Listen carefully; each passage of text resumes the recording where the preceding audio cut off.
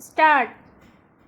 उपसभाध्यक्ष महोदय, मैं व्यापारियों की जमाखोरी और मुनाफाखोरी की बढ़ती हुई प्रवृत्ति पर अपने कुछ विचार व्यक्त करना चाहूँगा।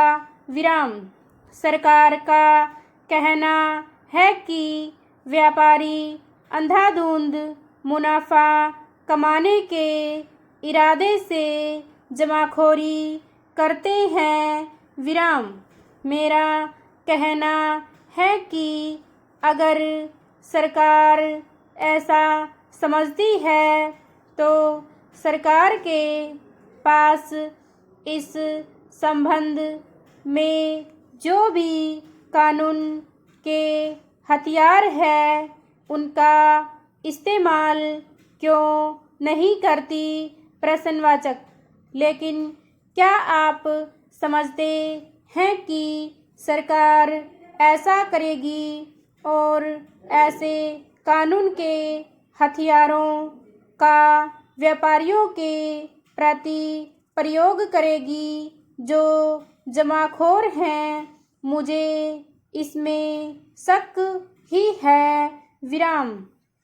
आज के वातावरण में यह संभव नहीं है। आप जानते हैं कि चुनाव कौन जीतते हैं?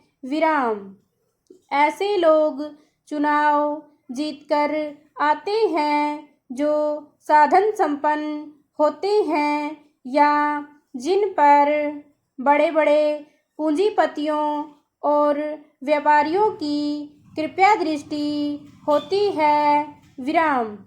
कोई भी गरीब आदमी आसानी से चुनाव जीतकर नहीं आता।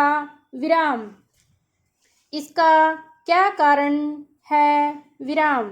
इसका सबसे बड़ा कारण यह है कि चुनाव जीतने के लिए जितना पैसा चाहिए वह केवल पूंजीपतियों अथवा बड़े बड़े व्यापारियों के पास ही होता है।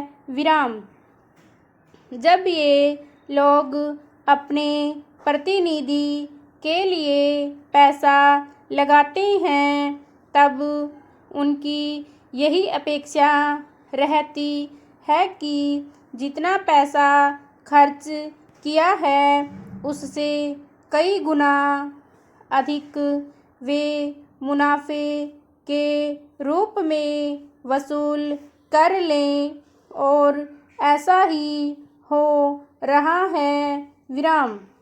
प्रत्येक चुनाव में कुचक्कर चलता रहता है। वस्तुतः दोष मतदाता का ही है।